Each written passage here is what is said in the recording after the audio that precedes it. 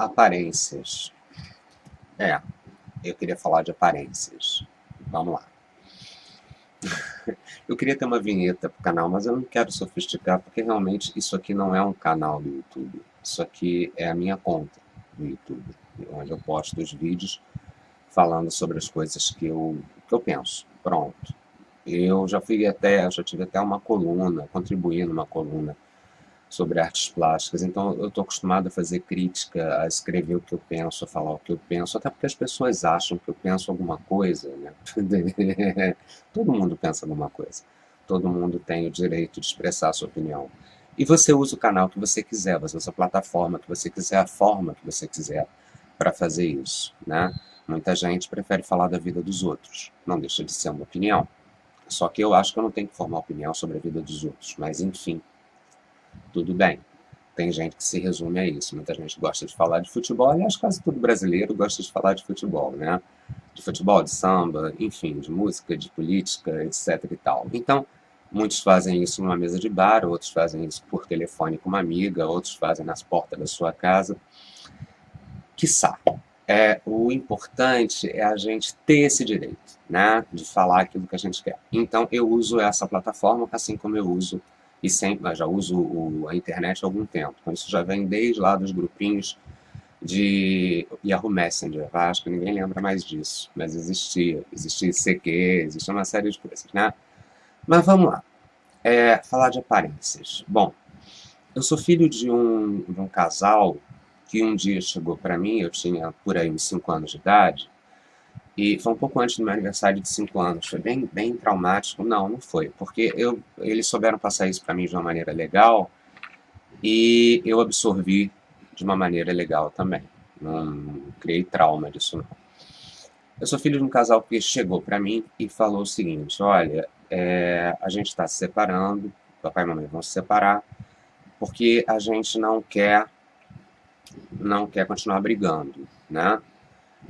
Ok, eu entendi perfeitamente, porque realmente eles estavam numa relação muito desgastada e já estavam brigando há muito tempo. Eram 25 anos já de relacionamento. Eu sou filho caçula temporão e eu percebia isso. Quer dizer, se eu percebia, meus irmãos deviam perceber, ainda que a percepção dos meus irmãos seja diferente, porque a percepção de mundo é diferente para cada pessoa, né? O mesmo fato pode acontecer, você vai relatar, se você pegar 30 pessoas que viram um acidente, elas vão relatar coisas diferentes porque elas perceberam detalhes diferentes daquele acontecido, entende? Então é assim mesmo. Bom, depois de um tempo, depois que meu pai saiu, eu acho, a minha mãe virou para mim, se abaixou, né? Eu era baixinho, eu era pequenininho, eu tinha 5 anos, ok? Então ela se abaixou e ela falou assim: meu filho, mamãe quis se separar do papai porque mamãe cansou de viver de aparências, de tentar mostrar para os outros uma coisa que não estava mais acontecendo. Não faz isso nunca, seja você mesmo.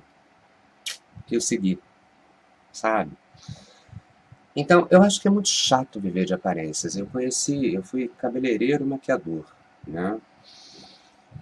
E, fora isso, eu sou gay, quer dizer, e desde muito novo, desde muito, muito novo mesmo. Eu acho que o primeiro bullying que eu sofri por causa disso, eu devia ter uns 5 anos de idade também, mais ou menos nessa época, o períodozinho difícil esse. Não é, porque aí você sai, é aquela idade em que você sai do ambiente familiar e você começa a frequentar a escola, né? Eu, por acaso, já frequentava um pouco antes, porque eu já ia pro... como é que é? Antigamente eu nem lembro como é que se chamava, não sei se era maternal, o que que era, que eu ia antes disso. Depois a classe de alfabetização. Bom, minha memória está falhando, não é de hoje não. Eu tive uma meningite com 31 anos e realmente afetou um pouco essa parte cognitiva. Então, eu, às vezes, tenho lapsos de memória, é natural. Mas vamos voltar para a questão das aparências, né, que é o tema do vídeo de hoje. Então, eu percebi já muito cedo que eu tinha duas opções. Ou eu fingia ser aquilo que eu não era, né, ou então eu me posicionava quanto à atitude dos outros e assumia aquilo que eu efetivamente era. Evidente que isso foi só uma percepção. que a gente tem lá com 5 anos de idade. A gente só vai trabalhar isso e partir para uma atitude mais contundente com o passar do tempo, né? Quando aquilo vai se acirrando, etc. e tal. Bom, quem pediu o desquite, na época não existia divórcio, existia desquite, que era uma forma diferente você não podia casar de novo, basicamente é isso. É uma atitude careta mesmo da sociedade da época que tirou o tal do divórcio porque achava que o casamento era indissolúvel, percebe? Aquela coisa de religião influenciando enfim, na justiça, né? Na sociedade de modo geral, na sociedade laica, civil, correto? Então a religião não tem nada que influenciar nisso. Mas, vamos lá. Então, meus pais se separaram para não viver de aparências. Minha mãe não quis mais viver de aparências. E minha mãe chegou para meu pai e pediu o desquite. Minha mãe foi uma mulher muito corajosa, porque naquela época, uma mulher separada, uma mulher desquitada, ela era temida pelas mulheres, ela era sediada pelos homens e chamada de puta no meio da rua. Só para vocês terem ideia, minha mãe foi chamada de puta pela mãe dela. Primeira vez que a gente foi, pela minha avó. Não, ficou tudo resolvido depois, porque foi uma atitude da minha avó em relação. Minha avó era extremamente contra. Por quê? Porque ela também se preocupava com a opinião do outro. Como todo mundo ia chamar minha mãe de puta, ela foi a primeira a chamar. Ai, que triste, né? Mas na realidade era por causa da preocupação que ela tinha com a opinião alheia, né? Ela vivia preocupada com isso. Então ela era contra a separação ao desquite, né? Dos filhos dela, das filhas principalmente, né? Talvez dos filhos nem tanto, entende? Porque essa sociedade sempre passou pano em homem, né? Sociedade machista. Então é isso. Muitos pais, por exemplo, também, aí saindo já do universo do relacionamento, mas é isso. Minha mãe foi que pediu porque ela não estava afim. E eu sou filho dessa mulher, sabe? Poxa, cara. Então eu fui educado para fazer isso. Mais tarde, meu pai trabalhou lá, né? Enfim, a rejeição dele foi meio complicado para ele e tudo mais. Começou a ter a vida dele, uma vida de solteiro, e ele também sacou que ele não gostava de viver de aparência. Aí ele pegou o telefone e falou com minha mãe, falou, poxa Marília, você tinha razão. E ficaram amigos. Eu acho que rolava até uma paixão mesmo, porque eles se apaixonaram e, pelo que eu percebi, eles tinham muito a ver um com o outro, só não conseguiam viver juntos, entende? Estavam atrapalhando um a vida do outro. E não haveria de ser por aparências que isso ia ser mantido. Bom, então eu sempre lidei bem com isso, porque eu tive esse exemplo dentro da minha casa, certo? Eu não vivo de aparências. Eu não gosto de viver de aparências. Eu assumi minha sexualidade, minha homossexualidade cedo, até continuei a ter relacionamentos com mulheres, engraçado isso, né? E até bem, mas continuei muito tempo, porque eu assumi lá com os 14 anos, assumi de ter que falar que nem, o que era nem precisava ser dito, porque já era perceptível para minha família, mas tem isso do homossexual, ter que falar. O hétero nunca tem que chegar para a mãe e para o pai e dizer assim, não, eu sou hétero. Não, mas a gente tem, porque, enfim, a gente vive numa sociedade que normatiza, que cria padrões de comportamento. Então, quando você foge ao padrão, automaticamente vão te cobrar isso. Então, para parar de cobrar, eu fui logo assumindo isso, assumi publicamente mesmo, porque foi assim, eu não lembro qual era a ocasião, se era Dia das Mães, o que era um jantar na casa de uma tia que estava praticamente tia-avó, só para você ter ideia, mas era uma tia-avó que tinha uma cabeça muito boa. E foi na mesa de jantar, aquelas mesas imensas, estava todo mundo ali, então um engoliu um pedaço de carne inteiro, o outro teve quase um troço e tal. A minha tia, levantou e disse assim, ué, qual é o problema?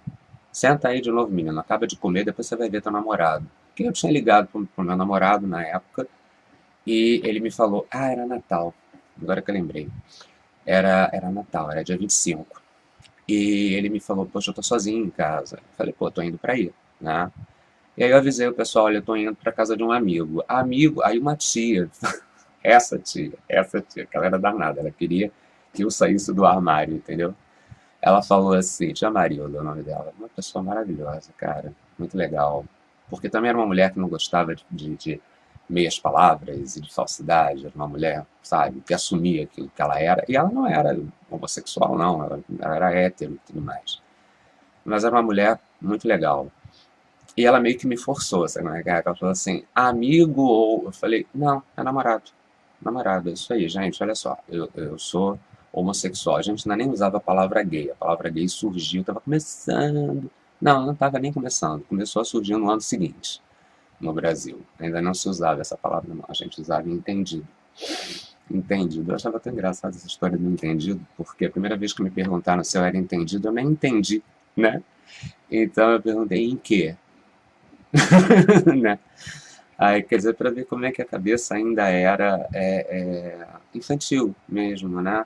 Mas eu fui para casa desse meu namorado e, enfim, assumi isso ali e foi. Mas foi um momentinho, vai, de depois todo mundo ficou numa boa, sabe? Não teve grandes problemas, não. Por quê, cara? Porque eu não gosto de aparências, sabe? Eu não gosto de fazer personagem. Eu não acho legal você viver a tua vida preocupado com a opinião do outro, do teu vizinho, da tua família, etc. Eu acho que a gente está aqui para viver as nossas vidas, as nossas realidades, respectivas realidades, né? E assumir isso é muito legal, sabe? Independente de ser a sua orientação sexual ou qualquer tipo de condição, né? As suas opiniões, vai, né? Eu acho que é muito legal você não se preocupar com o outro e tentar ser feliz, sabe? Porque o outro está fazendo a vida dele, entendeu? Como é que é? Enfim, aquela mãe que fica enchendo o saco da filha ou o pai para não casar com aquele homem, tal, tal, tal. Ou de repente eles passaram pela mesma coisa lá atrás, ou casaram com quem eles quiseram, viveram a vida da maneira que eles quiseram. Quer dizer, até a opção de ter ou não você, filho, eles tiveram, né? Bom, quer dizer que, apesar de ser ilegal, aborto não existe nesse país, correto? Vai que você tem até a opção de transar ou não. Agora, sexualidade não é opção, é condição, certo? Senão, vamos voltar lá atrás do vídeo, senão eu não teria passado por bullying lá aos 4 anos de idade, o que implica dizer que aos 4 anos de idade já dava para notar que eu era diferente e eu já me sentia diferente, tá ok? Eu já sentia que eu era diferente. Pronto, eu não sabia direito se eu tinha atração por homens, isso aí eu acho que eu vim a descobrir um pouco depois. Mas eu já fiz um vídeo sobre isso, o que eu quero falar é aparência. Então vamos lá. As pessoas se matam. Eu, por exemplo, não gosto de comprar carro à prestação. Eu preferia sempre, quando eu estava trabalhando, quando eu ainda estava nativa, que hoje eu sou aposentado, eu preferia sempre economizar e comprar um carro. Então, implica em dizer também que eu só tive um carro zero, tá?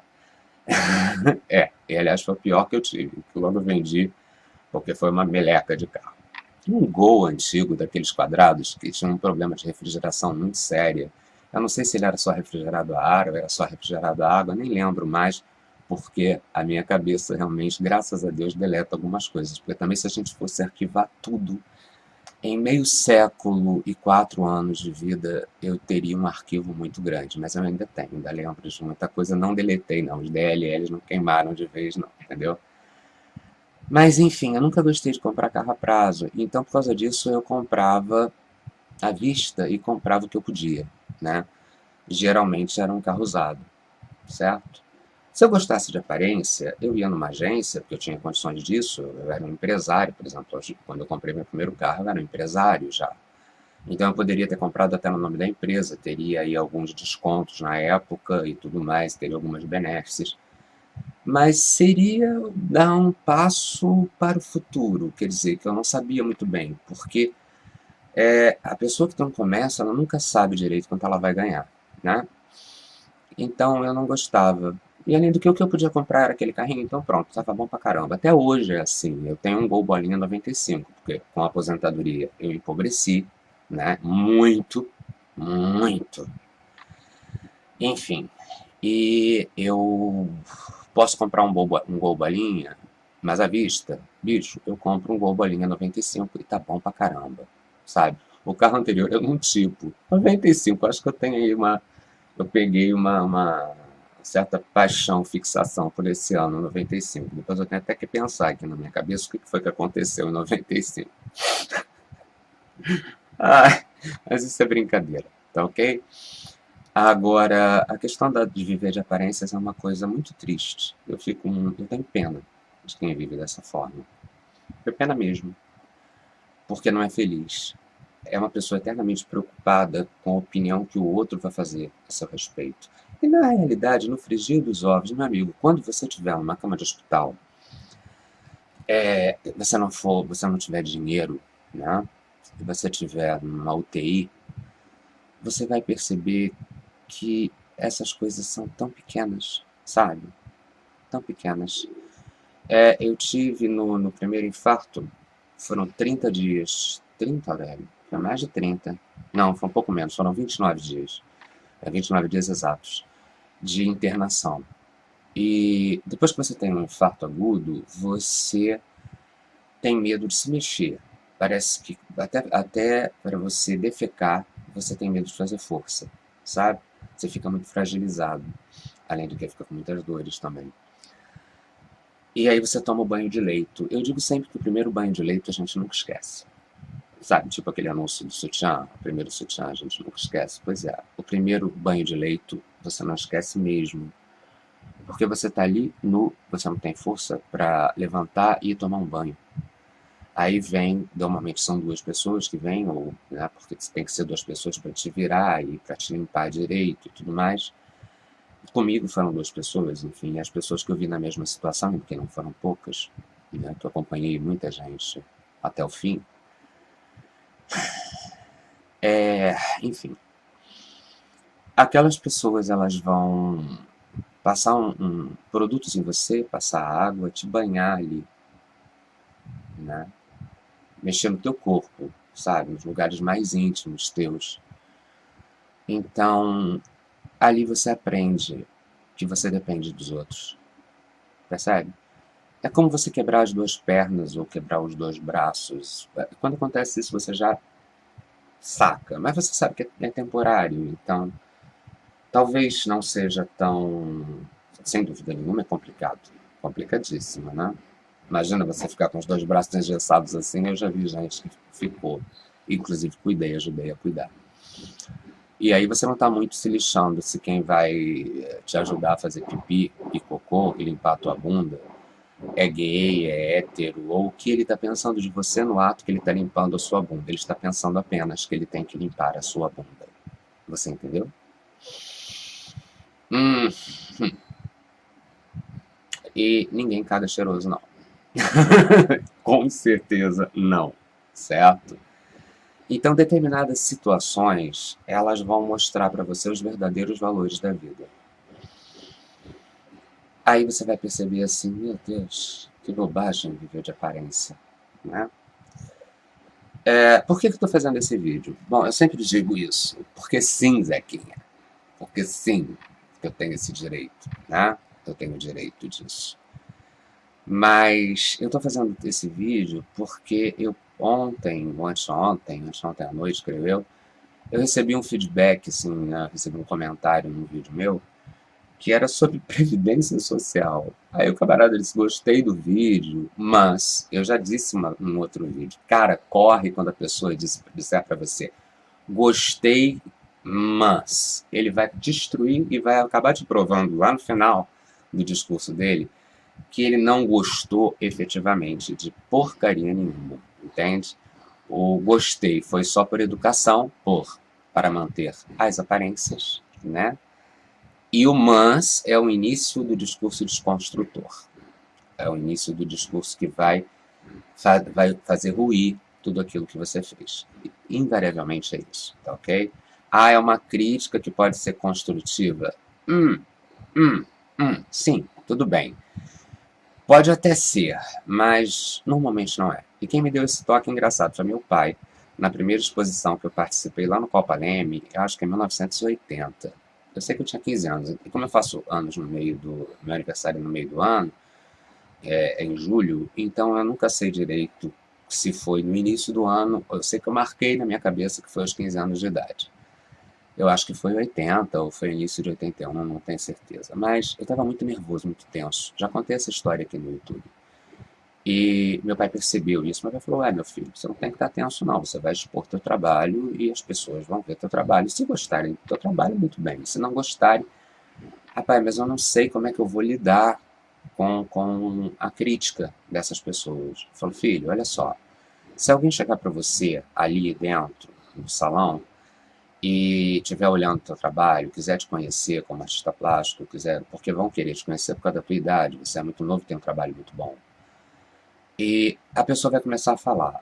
Quando ela falar, mas, gostei do teu trabalho, pô, esse quadro é bonito, mas, dá uma olhada em volta, tenta me procurar. Se você não me achar no meio do salão, sim, porque meu pai era crítico de arte e era marchand.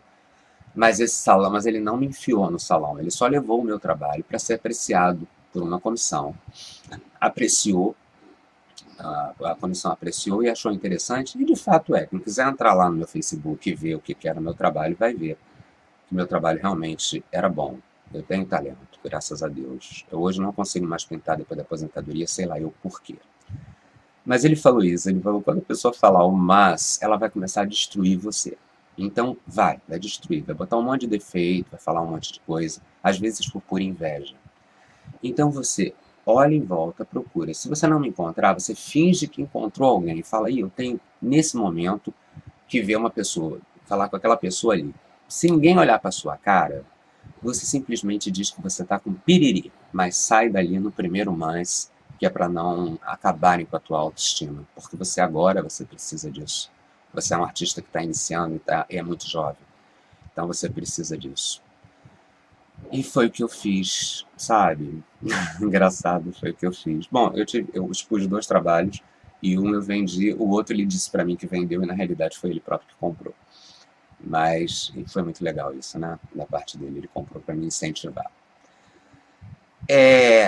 Mas eu estava falando de aparências, né? Mas isso tem a ver com aparências. Isso tem a ver. Não fique para manter as aparências de que você é forte o suficiente para encarar aquela crítica naquele momento. Também não vai cair, bater boca com a pessoa, porque não vai adiantar nada. Também não fique para manter uma posição, manter uma aparência de que você pode debater, de que você está pronto para isso, se você realmente não estiver. Saia, você não é ser covarde, não, sabe? Você admitir que você não está pronto para determinada coisa é honestidade com você mesmo. Você não vai estar sendo honesto, você não vai estar sendo desonesto. Você estaria sendo desonesto com você mesmo se você fizesse. Então a tua obrigação é você ser honesto com você mesmo. Não viva de aparências, certo? Em função de eu não viver de aparências, é que eu não vou falar do comentário que eu recebi ontem. Que o comentário foi para que eu recebi 2, na realidade. Um para que eu não fumasse enquanto eu estivesse fazendo vídeos, porque como aposentado por invalidez, por cardiopatia grave, e não é só cardiopatia, tem uma outra doença também que eu sou portador, que eu já sou portador há muitos anos, mas essa eu não entrei com a aposentadoria por causa disso. Eu só entrei mesmo quando não dava mais, que foi quando o coração deu piripaque, sabe? E não deu um piripaque, não, ele dá piripaque todo dia. Mas enfim, que eu não fizesse vídeos fumando, porque isso não ficava bem, já que eu sou aposentado por invalidez. Olha só, seria uma mentira, porque na realidade eu voltei a fumar em 2015, 2016, na verdade. Foi quando eu trouxe meu barracão de Paraty para cá, para o Rio de Janeiro. Por 1000 circunstâncias, enfim, por ficar meio impossível administrar o que eu tenho aqui, morar aqui e ter o barracão lá, porque o barracão também era uma concessão de terras, não era uma terra minha, certo? Então era uma coisa muito grande, estava cansativo demais, e eu falei, bom, é melhor então eu ir para a grande cidade, eu ir para minha casa lá de Sepetiba, porque, né, adaptei a casa ao espaço, né, que eu tenho para o barracão e trouxe meu barracão para cá. E foi um período em que eu estava também com problemas muito sérios dentro do meu casamento e, enfim, era um período político também muito complicado, né, e eu estava muito tenso porque eu faço militância. eu faço militância desde sempre. Eu acho que eu comecei a militar com 4 anos, lá dentro do tal Jardim da Infância. Lembrei o nome. Jardim da Infância, que se chamava naquela época. E não era o Jardim da Infância da tia Rogéria, que ensinava você a virar gay, não, tá? Isso não existia, não. Era no Jardim da Infância comum, onde eu já sofri bullying ali mesmo, no Jardim da Infância. Criança é fogo. Criança reproduz o comportamento dos pais assim, ó. Principalmente o preconceito, que não presta, criança reproduz, que é uma beleza. E a criança já tem esse feeling de sacar que você é gay. Eu não sei como é que isso acontece, mas tem, porque eu sofri bullying de crianças mais ou menos da minha idade. Você entende? É fogo isso, né? Mas vamos lá. Então, essa consciência militante, eu acho que ela começou a se desenvolver lá. E eu sempre fui. Então, naquele momento que eu voltei a fumar, eu estava muito tenso, porque eu estava tomando decisões muito importantes, que não é mole você trazer um barracão que estava plantado, não ali, naquele local, em outro local, mas sempre ali naquela área, desde 91, vai. Quer dizer, eu recebi minha cuia em 1984, 83. E mas ainda fiquei muito tempo no barracão da minha mãe, então quer dizer, só fui ter meu barracão bem mais tarde, né? Não é mole você fazer uma opção de 300 quilômetros de distância, porque você sabe que os filhos de santo que você tem ali não vão te acompanhar, não vão mesmo, nem Ogã, porque cada um tem a sua vida, as pessoas já são radicadas ali, já eram dali e tal. E também eu nunca fui aquele cara de raspar muita gente e tal, né? Então mas era uma decisão muito importante. É difícil você fazer uma coisa dessas. E toda a pressão do momento político também me afetava diretamente, porque afetava ao militante, que estava muito preocupado com o que estava acontecendo no país, porque já percebia esse encaretamento, esse discurso todo de desconstrução da esquerda. Eu sabia exatamente que pessoas da direita também seriam, ou da centro-direita também seria, PSDB, DEM, PP, etc. No final, o DEM ficou como campeão, né? Mas seriam desmascaradas nesse processo da Lava Jato, sim, porque eu sabia que, porque todo mundo sabe, todo mundo que é minimamente informado politicamente, que tem, enfim, alguma cultura política, né, sabe disso, que esses esquemas sempre existiram e a gente sempre lutou contra esses esquemas, mas, infelizmente, nenhum presidente teve um poder absoluto, dependia sempre de fazer alianças, né? E nessas alianças existem trocas de favores, enfim, a gente conhece isso. Mas é um tipo de coisa que o brasileiro em geral, o eleitor em geral, não sabe. Isso aí só mesmo quem está ali na militância é que tem talvez essa consciência, ou quem estuda ciências políticas, ou quem estuda essa loucura que é o Brasil, né? Então eu estava muito tenso. De repente pedi um cigarro com um rapaz que eu estava conversando, até não é nem meu filho de santo, não, era um amigo de um filho de santo meu. Eu pedi um cigarro, poxa, me dá um cigarro. Fumei o primeiro cigarro, pronto, acabou. Ele até pensou que eu tivesse com Exu. Ele pensou, porque eu não era de fumar. Para ele, eu não fumava, entende? Meu filho de santo também pensou. Ainda chegou a falar, Tranca-Rua vai chegar. Mas não era Tranca-Rua. Era simplesmente Aurélio, que sucumbiu, depois de 13 anos, a esse vício que eu peguei muito cedo. Mas eu sempre achei chique fumar, porque eu sou de uma geração que foi criada achando que isso, a minha geração, a geração do meu pai, a geração e tal, enfim, a geração do meu avô, que era chique fumar. Não era símbolo de masculinidade, não. Simplesmente era chique. Então, eu gostava de fumar, como gosto até hoje. E continuei gostando nos 13 anos em que eu me afastei, não fumei. Inclusive, eu fiz discursos para pessoas fumantes. Pois é. Mas a vida é isso aí, né, bebê? A vida você aprende, porque eu que fui tão chatinho, né? Enquanto eu não estava fumando, acabei voltando a fumar. Mas o que isso, o fato de eu estar fumando, tem a ver com o tema do vídeo em questão, que ele não falou absolutamente nada. A pessoa que fez esse comentário, que eu não devia fumar no vídeo, não falou absolutamente nada, só falou sobre isso. Você pegou esse detalhe. Assim como uma outra pessoa falou, você não devia fazer vídeos sem camisa para que as pessoas dessem maior credibilidade aos seus vídeos. Olha só, eu vivo no Rio de Janeiro, estou aqui de frente para uma praia. a minha casa, ela tem um pé direito relativamente baixo, porque sabe aquelas vilinhas de pescadores que normalmente tem no litoral? Pois é, eu comprei 6 casas daquela, na verdade, 6 casas daquela, uma vila, e eu transformei na minha casa, no meu barracão. Mas eu comprei isso há muito tempo atrás. Mas enfim, são casas que têm essa característica de pé direito baixo.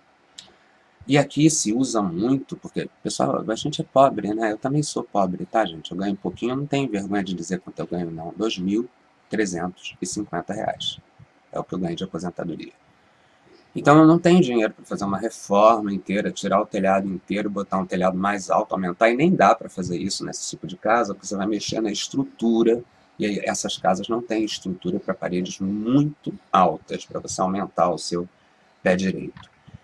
Isso esquenta, porque é perto da praia e pega um sol danado. Você vai dizer, mas tem a brisa do mar. Hum, hum, hum, hum. Porque na frente existem 2 lojas, entende? É uma servidão, onde tem essa vila, em volta a área construída. É diferente para o mar, não deixa de ser diferente para o mar. Mas não entra muito vento, porque tem anteparos que não permitem que entre o vento. Não entre o vento. Além do que o vizinho do fundo me fez o favor de construir lá atrás, uma única saída de ar que tinha, construir uma parede porque achava que as pessoas olhavam. Isso antes de eu comprar. Faz bastante tempo que eu já comprei isso aqui. Então, quer dizer, é muito quente. E se está muito quente, eu vou ficar sem camisa, desculpem. E não tem porquê. Só para ter uma aparência, eu ir tomar um banho, porque em 5 minutos falando aqui, eu vou estar com 5 minutos, com o calor que faz aqui dentro, se lá fora está fazendo 42, hoje não, hoje está fresquinho, porque eu estou falando durante esse período dessa frente fria que, graças a Deus, chegou no Rio de Janeiro, porque ninguém estava aguentando mais, né? E ainda por cima aqui não tem períodos de falta d'água terríveis. Aquilo que eu sempre falo, o Estado não chega na Zona Oeste, sabe? Do Rio de Janeiro. E aqui é a Zona Oeste, aqui é uma praia da Zona Oeste. O finalzinho, Sepetiba é o finalzinho da orla. Ai, caramba! Então, por que eu ia me preocupar com aparências e ia ter que tomar um banho, me arrumar todo, sentar nesse calorão, em 5 minutos eu estaria todo derretido, né? Falando, não, querido, eu vou sentar suado, eu vou sentar quando eu estiver aqui e vou fazer um vídeo a hora que me der na telha, sobre o tema que me der na telha, certo? Porque aparências não me preocupam. Desculpem, eu tô com uns 54 anos de vida e venho lutando pela minha vida a vida toda.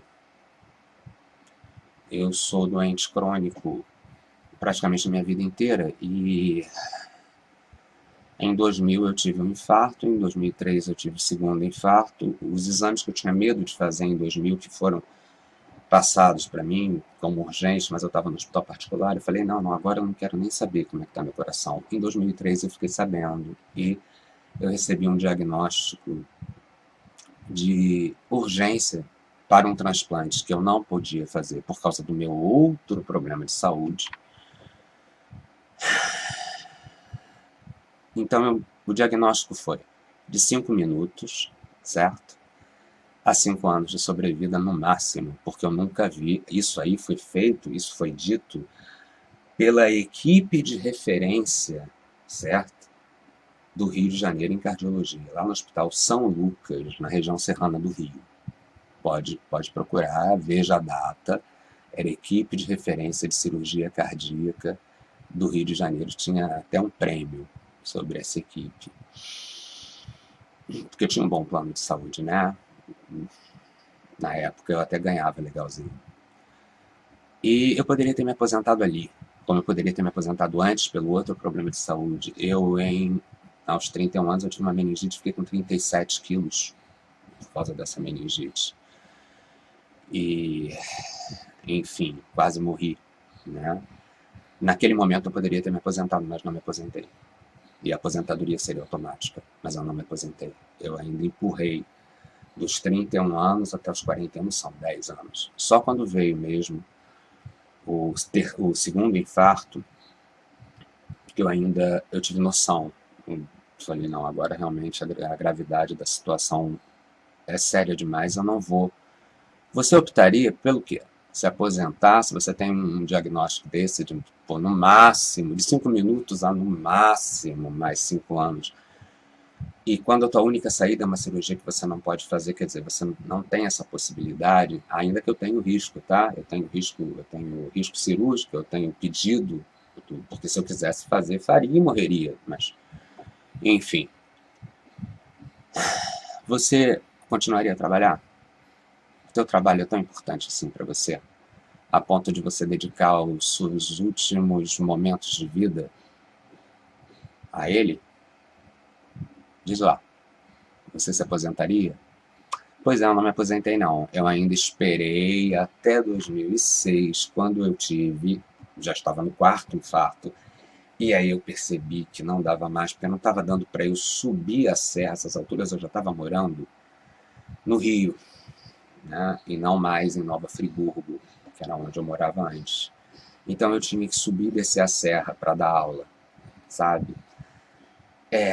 Aí cada vez que eu subia e descia a serra eu quase morria. Eu cheguei a ter um infarto, lá em cima exatamente, né? O último. O último antes de eu me aposentar, ok? Porque depois eu tive outro, eu estou no sexto infarto. Já nem sei mais, porque agora quando dá crise de angina eu fico dentro de casa, já não vou mais para o hospital, então eu nunca sei se foi uma crise de angina ou um infarto. Normalmente você infarta mesmo na mesma área, no meu caso ventrículo esquerdo, região baixa do ventrículo esquerdo, eu tenho só 20% do meu coração funcionando. Ai, deu para entender? Porque eu estou cagando e andando. Eu vou perder já. Se esse vídeo tivesse motivo. Por que eu falo palavrão? Porque eu não tenho pretensão de ser youtuber. Então, se eu falar palavrão, o vídeo simplesmente não vai monetarizar. Como eu não ganhei um tostão até hoje, e para ganhar, você precisa de um número de inscritos assim altíssimo e várias horas upadas, né? Ou seja, várias horas, eu acho que são 4.000 horas de vídeo. Eu não tenho isso e nunca vou chegar a isso, eu tenho certeza disso. Eu tenho 11 anos de Facebook e tenho só 3.000, oscila entre 3.000, às vezes aumenta mais, aí daqui a pouco eu deleto um monte de gente. Enfim, porque tem essas brigas, né, de política, não sei o quê. Então eu nunca vou chegar a isso, então eu estou realmente me borrifando para as aparências, cara. Eu sempre me borrifei e vou me borrifar. Eu sou filho de Dona Marília Bernac. Dona Marília Bittencourt Bernac, nome de casada. Marília Martins Pereira Bittencourt, nome de solteira. Uma mulher multirracial, tá entendendo? Uma mulher que adorava a avó dela, que era escrava, entende? Que tinha sido escrava. Vocês vão me desculpar, eu sou filho de gente muito autêntica, sabe? Para ficar me preocupando em viver de aparências. Não vivo de aparências, não. Minha vida tem outros valores, eu adquiri outros valores na minha vida pelo que ela me mostrou. Ela, não minha mãe, a própria vida. Mas minha mãe também, entende? Pelo que a vida da minha mãe, que eu acompanhei tão de perto, né, e do meu pai, mostraram para mim. Então, se você, aí do outro lado, é tão preocupado, assim, com aparências, ou com o fato de uma pessoa estar fazendo vídeo sem camisa, num calor infernal, bom, meu amigo, não assista o vídeo. Pura e simplesmente, não assista mais, certo? Não é porque agora só de pinimba eu vou fazer vídeo sem camisa até quando tiver frio. Não, eu vou fazer vídeo como eu estiver, dependendo, né, da temperatura, dependendo do meu estado de espírito, da minha condição de saúde, certo? Eu tenho crise de pressão baixa, quando está muito quente, a minha pressão já é baixa. Aliás, graças a Deus, que foi isso que me salvou até hoje, porque o coração está todo entupido. Como a minha pressão sempre foi baixa, dá para ir levando, entendeu? Agora, se a minha pressão aumentar, ferrou, saca? Então, desculpem, meus valores são outros, eu não vou ficar fazendo nada para agradar ninguém. Eu não vivo de aparências. É isso. É isso. Eu acho que eu consegui expor para vocês o que eu penso sobre esse tema, sobre o tema do vídeo de hoje. Aparências, certo? Lógico, a gente corta o cabelinho, lógico, a gente dá uma cuidada no corpo, ainda que eu tenha cuidado pouco. Quem vê os vídeos mais antigos, de coisa de 6 meses atrás, vai perceber que eu estava mais corpulento. Por quê? Eu estava treinando, eu de vez em quando treino um pouco, e aí eu vou explicar o que é esse treino para ninguém pensar bobagem. É yoga e balé, ok? Alguns exercícios que eu sei, músculo tem memória. Se você fizer uma série pequena, se você fizer devagar, eu tenho que fazer devagar por causa do coração, porque nada comigo pode virar aeróbico. Agora, localizado, sim, pode. E desde o momento que eu não comece a me sentir, eu não posso ficar assim, entendeu? O que não quer dizer que eu não possa transar, tá, gente? Posso sim ir transo. Faz bem pro coração. É. Desculpem, eu sou assim. Eu sou uma pessoa querida com a realidade, eu não tenho frescura, eu não tenho meias palavras. Tá? Ai, ai. Então eu tava um pouquinho mais cheinho, mas de vez em quando eu dou essa secada, porque eu paro de fazer. É assim que eu tenho me mantido, tá? Eu faço tiros pequenos de exercícios até onde eu posso, para não virar aeróbico, porque se você fizer, vamos dizer, é, 50 abdominais, ela não é aeróbica. Se você fizer 800 abdominais de uma vez só, ela já passa a não funcionar mais. Quem entende de educação física, preparo corporal e tal, sabe disso, né? Qualquer personal trainer vai te dizer isso. Passa a ser aeróbico, você não queima, você não está trabalhando mais o músculo, você só está se matando ali, tá? No final não tem muito ganho com isso daí, entendeu? E eu estava também tomando albumina, que não me faz mal nenhum para o coração, porque a albumina, vocês sabem que é só a clara de ovo, e faz bem para a pele, para desenvolvimento de musculatura, quer dizer, é massa magra, né? É proteína, mas proteína boa, proteína que não vai fazer mal para o teu coração, tá ok? Então, por isso eu estava um pouquinho mais cheinho, e isso acontece comigo assim, ó. Eu tenho um metabolismo bom danado para essas coisas. Além do que, como eu digo, músculo, fiz balé, enfim, eu nadava, mergulhava e tudo isso. Então, eu tenho, né, uma educação muscular, eu tenho uma educação corporal que eu me boto no lugar em pouco tempo. Mas eu não me boto no lugar para ficar hipertrofiado, grandão, que nem, sabe, o Schwarzenegger era, não. Eu simplesmente é para manter meu corpo, porque eu sou de uma época que a beleza não era exatamente essa, era simplesmente você ter um corpo móvel, você ter um corpo funcional. Eu procuro que o meu corpo continue funcional. Graças a Deus eu visto P até hoje. As minhas roupas eu não perco, minhas roupas se acabam, entende? Porque não tenho engordado, não. Então é isso aí. Não vivo. Ainda assim, ainda que eu me cuide um pouquinho, eu me cuido até muito, porque, veja bem, ainda tem a questão de eu não poder comer isso, não poder comer aquilo, né? Evito me aborrecer. Essa foi fantástica, porque saindo dessa junta médica, depois de ter recebido esse diagnóstico lá atrás, voltei lá para 2003, tá? Eu perguntei assim, tá, e o que eu posso fazer? Existe algo a fazer? Fala, Aurélio, basicamente você não pode se aborrecer de maneira nenhuma, nem subir uma escadaria. Você, com o tempo, você vai se sentir cada vez mais cansado e você vai, enfim, responder muito pior a aborrecimentos. Então evite se aborrecer. Eu evito, mas isso é complicado pra caramba, né? Na vida isso é complicado pra caramba. Então dá licença, deixa eu fazer meu vídeo sem camisa, tá? Beleza? Deixa eu fumar o meu cigarrinho, porque no momento eu ainda estou precisando dessa muleta. A hora que eu sentir que eu estou já melhor, né, com essa mudança que ainda é tão recente, né, na minha vida, talvez eu pare. Porque eu já parei uma vez, eu sei como parar, tá? Para de julgar a vida dos outros. Forma opinião sobre o que realmente te interessa. Não é a vida do outro, tá? E para de viver de aparências. Não me cobre isso, não. Eu não vou fazer, tá? Eu fiz essa opção há muito tempo. Filho de Marília, filho de Arildo, tá bom? Não nasci para isso, não nasci para agradar os outros, não, tá bom? Também não para desagradar, eu não procuro desagradar, também não faço pinimba, tá? Por isso que eu tô até com camisa hoje, tá mais fresquinho. É isso, gente, não viva de aparência, não. Seja feliz. Seja feliz, feliz de fato, tá?